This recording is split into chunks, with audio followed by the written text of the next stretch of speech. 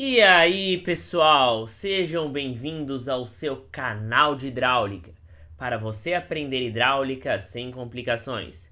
Já de antemão, peço que vocês deixem um like nesse vídeo, se inscrevam no canal, ative o sininho de notificações e, se tiverem qualquer dúvida acerca do conteúdo apresentado, comentem aqui embaixo ou mande um direct no meu Instagram que dá na mesma. Então, sem enrolar mais, vamos para o vídeo de hoje, agora mesmo! Na aula de hoje, nós vamos prosseguir com o conteúdo de sistemas elevatórios, ou bombas hidráulicas, e vamos exemplificar o conteúdo que eu dei a aula passada, que é de NPSH, ou Net Positive Suction Head. Tudo certo? Então eu vou pegar um exemplo e resolver para vocês. Esse exemplo, ele é um pouquinho mais elaborado do que simplesmente perguntar se a bomba funciona. Por quê? Porque os exercícios de NPSH, basta você comparar o NPSH disponível com o NPSH requerido e verificar se há uma margem boa entre eles. Ok? Então eu dei uma leve incrementada para revisar conteúdos anteriores e mostrar mais ou menos o que deve ser feito. Mas claro, eu não fiz um exercício ainda completo, porque senão ia ficar muito grande. Mas vamos lá. Para o recalque de um sistema hidráulico a nível do mar, com temperatura de água média a 25 graus Celsius, foi selecionada uma bomba hidráulica contendo as seguintes características no ponto de funcionamento. Vazão 22 metros cúbicos por hora, altura manométrica 28 metros, rendimento 63% e potência 3,56 horsepower. Ou seja, eu avaliei o meu sistema, verifiquei uma vazão de projeto, escolhi uma bomba e quando eu juntei a minha curva do sistema CCS com a minha curva característica da bomba CCB, eu obtive um ponto de funcionamento com esses valores aqui. E fui na curva de rendimento, utilizando essa vazão e consegui o meu rendimento naquele ponto, ok? Mas isso não é o suficiente para verificar se a bomba está adequada. Ainda existia um último componente que é verificar se a bomba está livre de cavitação. Para isso a gente tem que comparar o NPSH disponível, que a gente vai calcular, com o NPSH requerido disponível em catálogo e buscar uma margem de segurança, que a gente vai considerar 50 centímetros nesse exercício, que é o que normalmente se utiliza em projeto, ok? Sendo que o gráfico do NPSH requerido está na próxima página. Sabendo que o trecho de sucção possui um comprimento total de 5 metros, diâmetro de 100 mm e uma rugosidade absoluta de 0,025 mm, para evitar o cálculo do fator de atrito, ele já foi previamente calculado em 0,0201, tá bom? Mas dá para calcular com os dados apresentados no exercício.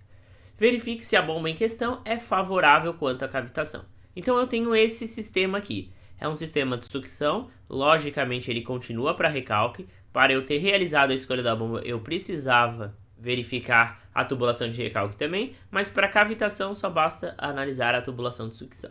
E aqui está o gráfico do NPSH requerido. O que é o NPSH requerido?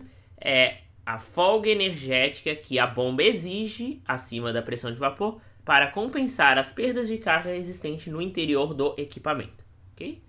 Aqui eu dei a temperatura. Por que eu dei a temperatura?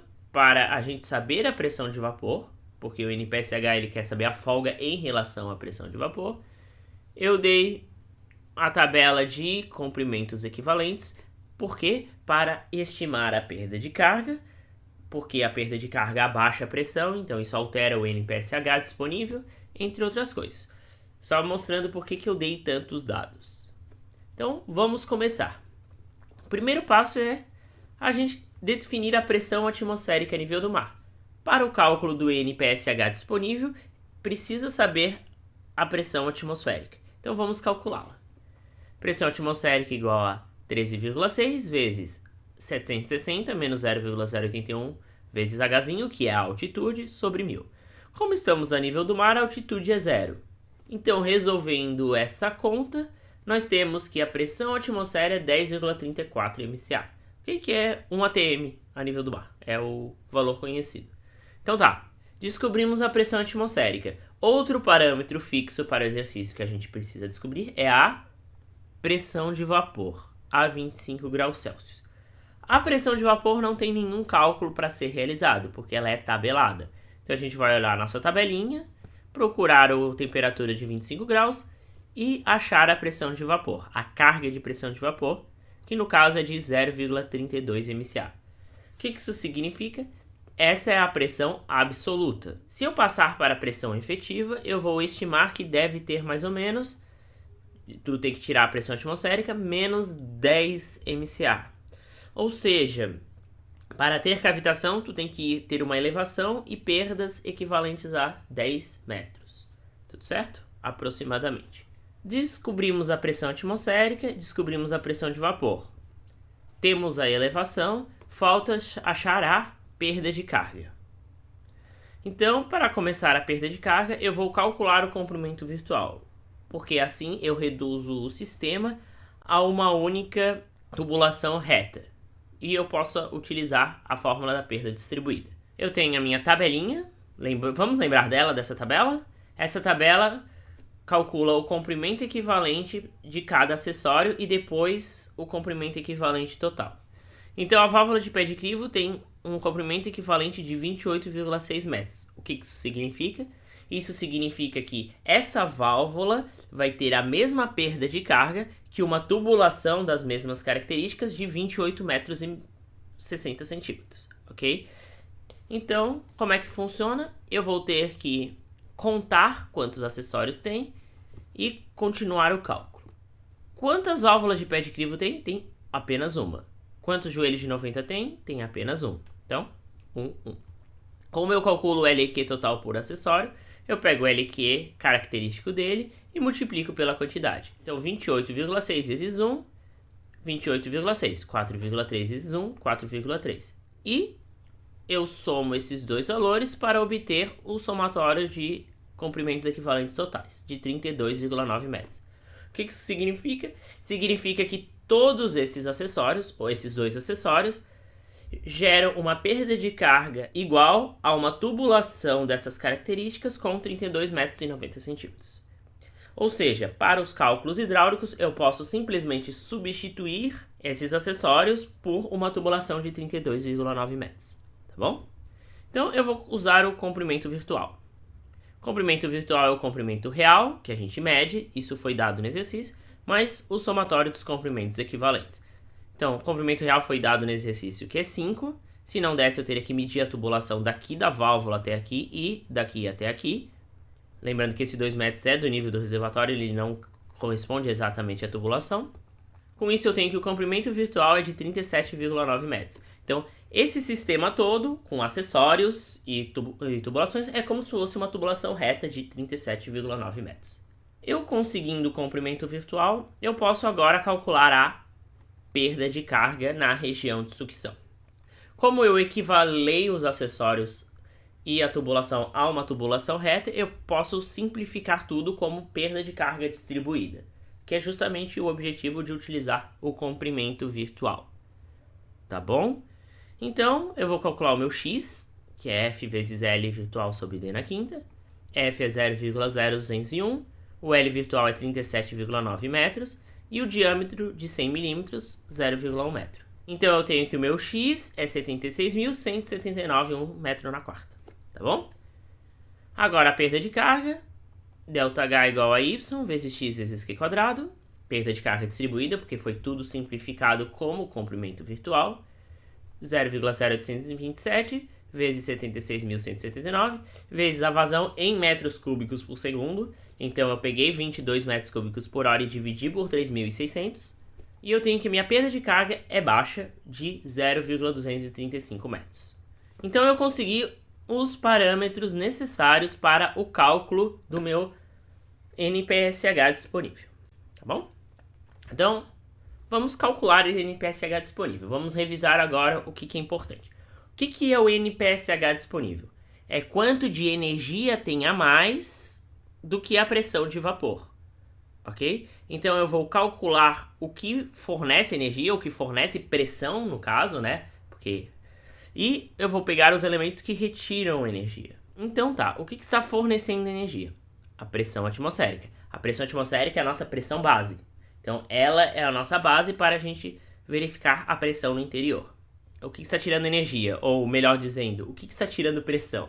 Essa elevação aqui vai abaixar a pressão. Por quê? Porque pressão e cota geométrica são pares energéticos. Quanto mais alto, mais baixa a pressão. Então, essa elevação é desfavorável para a pressão. Eu digo que ela está tirando energia do sistema, mas na realidade ela está tirando pressão do sistema. Então, ela vai subir. Então, essa elevação, que é ZB menos ZR, que é o Z do reservatório, está retirando a pressão do sistema. Então, eu vou tirar esse valor daqui. E a perda de carga, ela também abaixa a pressão. Então, eu também vou subtrair da pressão atmosférica. Então, a energia disponível é igual a PATM menos a elevação menos ΔH. PATM é 10,34, a elevação é de 2 metros, eu pego o nível do reservatório, e o perda de carga é 0,235 metros. Então, eu tenho que minha energia disponível é de 8,105 metros. Então, essa é a carga que está gerando pressão. O que é o NPSH disponível?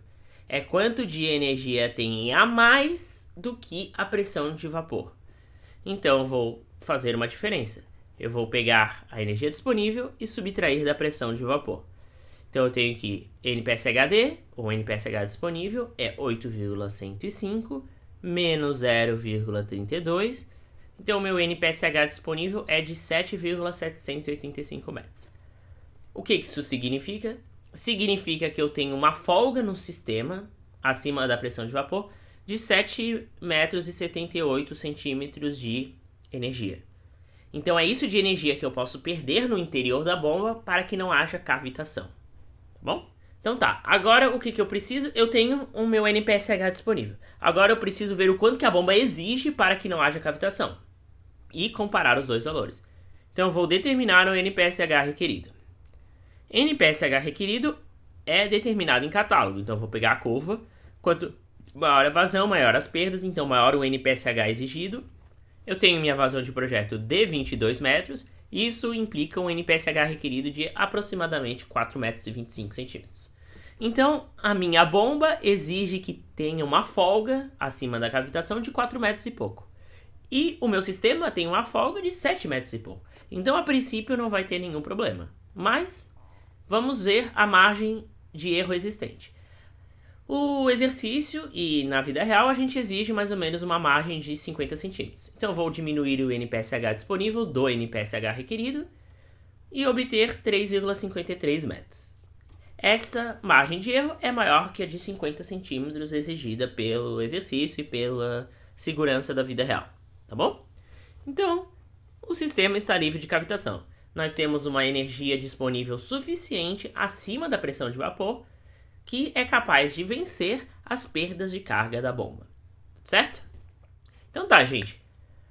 Acabamos a parte de cavitação, NPSH, e na próxima aula eu vou dar a última aula teórica sobre o conteúdo e falar sobre associação de bombas, que é um conteúdo muito importante e é muito prático, utilizado em sistemas hidráulicos, em sistemas de abastecimento, em instalações. Então, a próxima aula é muito importante, não percam. Então, se você gostou desse vídeo, não se esquece de deixar o like, comente aqui embaixo as dúvidas e até a próxima!